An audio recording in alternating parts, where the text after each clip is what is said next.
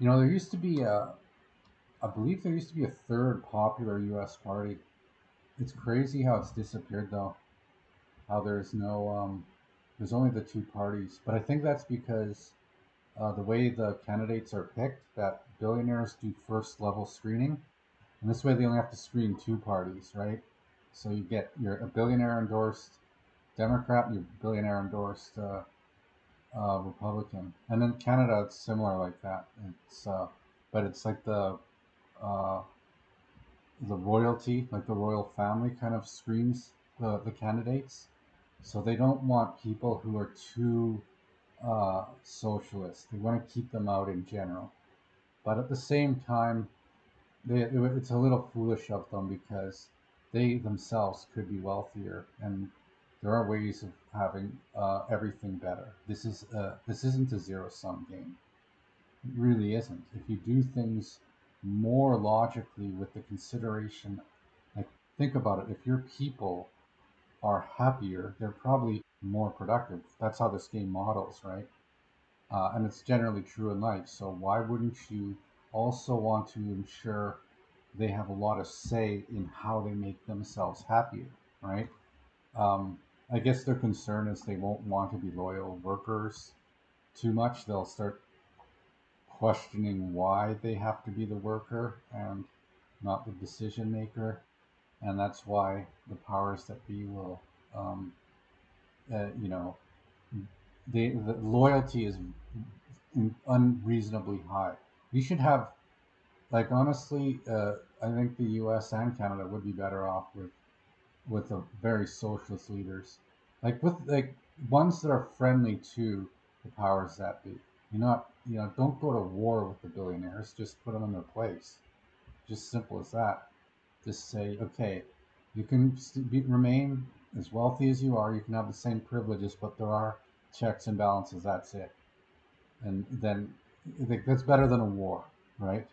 And some societies, it literally descends into war.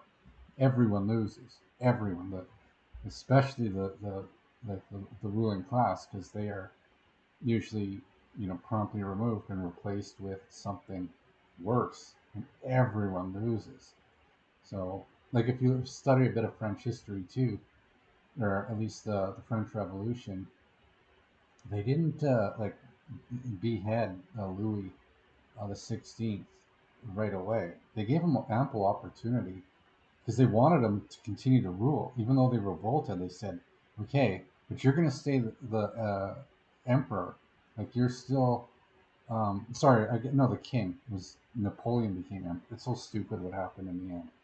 But they uh, they basically wanted him to remain king because it maintained some like there was some he had authority over so many people that those people would behave themselves as long as he was king.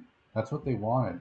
But he kept trying to flee and uh, like be disagreeable with the new regime that was actually in charge. Like he just couldn't accept the fact that the right of kings was gone, and he screwed up too many times, and eventually they got him. And not everyone's as nice. Like there are some nasty capitalists out there, and there are some nasty socialists out there too. Just because someone like solar panels doesn't mean they're not also um, quite dangerous people. So there's a whole kaleidoscope of personalities out there. So in general, when you're given something that seems like a good option, and someone's presented you with the facts, you should adapt. And to me, that's the big thing. If you can adapt, um, you're demonstrating uh, leadership qualities. A leader will adapt to the situation. Trump. That's why I really do think if there was a socialist revolution, Trump could be part of it. He really could. What's he give a crap about these billionaires? A lot of them effed them over indirectly in his somewhere along the line. Why would he care about helping them out? Like, uh, like the way you could look at it this way. Let's say he increases, like, let's say ultimately he takes half their wealth. Anyone over a billion, he take half. Anyone over 100 million, you take a quarter, just through wealth taxes or whatever. You put it back in, then you're not over the fiscal cliff, right? Then you're then the books balance, right? You gotta, I think you gotta renegotiate how uh, money works. Like the whole money system's the core problem. Interest, as we've discussed, is not a is the idea of free money interest by rich people for already having money is the core cancer to society. It's what led to this problem.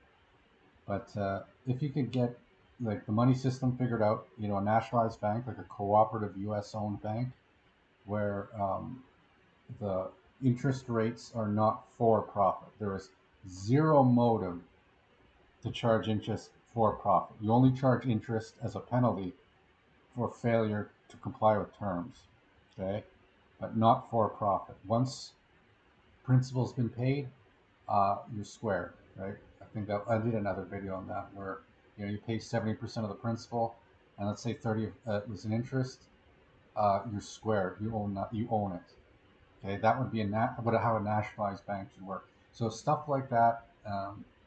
I think someone like Trump would be like he's a good leader, right?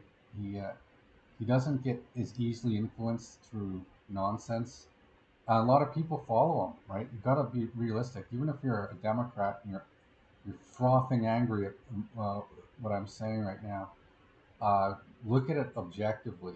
Like how many people are Trump fans, even though he has been making mistakes. Maybe by the time this is airing, his popularity could be bad, but uh, he like his solution is to become like do, conduct policies that favor the society itself, socially reasonable policies, things that make the average person wealthier. And yeah, billionaires, um, financiers, people who just want who just playing the stupid game of money.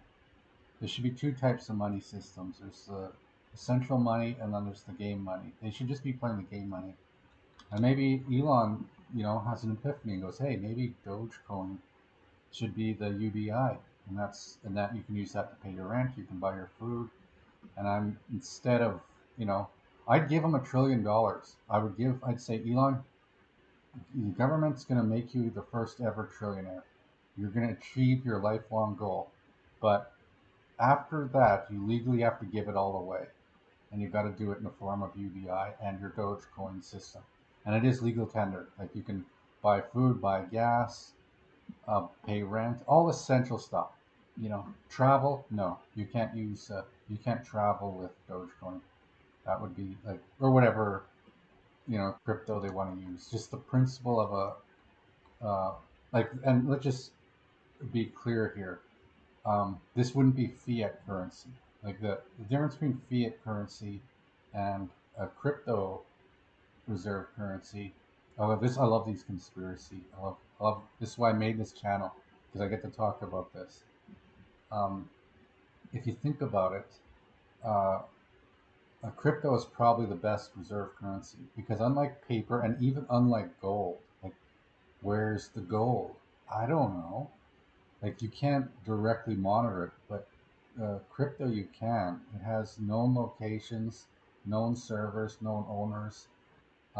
You know the position of it with a quick SQL query. You can find out where it is. So you know how much is in circulation. You know who has it at all times. Everything's on record. And then if you have a crypto that um, you have a pre-scheduled release rate where you say, well, actually, like you do have to add more currency into the system over time. But currently, the way it works is via bank bailouts and various industry prop ups, which is so corrupt. Like if that happens again, straight up, uh, anyone who's in office, if you're going to be so unpopular, you're going to be out of office within a month. You're going to get the South Korean treatment. You'll be impeached fairly soon if you do it again. No bailouts. Okay. The better way to introduce new money into the system is via UBI. So you have a schedule, and I think this is how Dogecoin and some other cryptos work, is that there's a schedule of new money printing. It can never be ad hoc modified. That's the key. If as long as it can't be ad hoc modified, it's guaranteed. It's more reliable than gold, and it's definitely more reliable than fiat currency because people can't just print more to adjust to things. However, with that in mind, when natural events like natural disasters, other opportunities come up, when capital is needed, uh, the taxation on the wealthy has to be there has to be a like an easy just knob on that, so that when the because there is going to be no other money. So let's say you don't have enough money to feed people, and you need more money, you just have to increase the taxes. And once that system's in play, you won't see any more boom bust cycles. You won't have bailouts anymore. It'll just things will naturally collapse. Old industries will fall apart. New ones will arise. It's more of a free market, less corrupt market, and just a better society. And I think most people would want that. So again, that's why I'm a pro-socialist person. I don't believe in conserving the system we have. I think it's utter trash. I don't believe in a lot of this liberal stuff where you just everyone like no, it's still a jungle out there. I like equality of opportunity, sure, but not equality of outcome. If you're not the there has to be some accountability for cost, and also give people a lot of freedom though. Don't there are, like I'm in the middle, okay? I'm literally, if you were to say, are you leaning more conservative or leaning more liberal? I'm between those two. I'm in the middle, but there's a third sphere, the missing party in the U.S. Where did it go, right? The one that's been hidden by the people in charge for a long time because they don't want you to know your best option's never been available when voting. Like ever since Ross Perot, I remember Ross Perot. I remember when he was running and how I was very young and I saw it in the news, but there were people that were like powerful people who were concerned how a rogue candidate could run. He wasn't like Trump. He was genuinely rogue. Trump ran as a Republican, so he's unfortunately under some Republican billionaire influence who are going to screw you over. Ross Perot, and he actually had some good, probably some of the best policies, like in terms of like simplified tax systems, stuff like that. He got a good amount of the votes too, like something like 22%, which for a guy who was an independent, like his didn't have a party, and he got 22% of the vote. But they changed the rules, both parties, and I guess election officials, so they're in on it too, to prevent someone like that from running. Like in Canada, usually have five candidates to pick from. Most places in the world, you have more than two. But the US is unusual in just having two. But it's usually the top media outlets are going to push one or the other because it's usually liberal versus conservative doctrine that is the debate.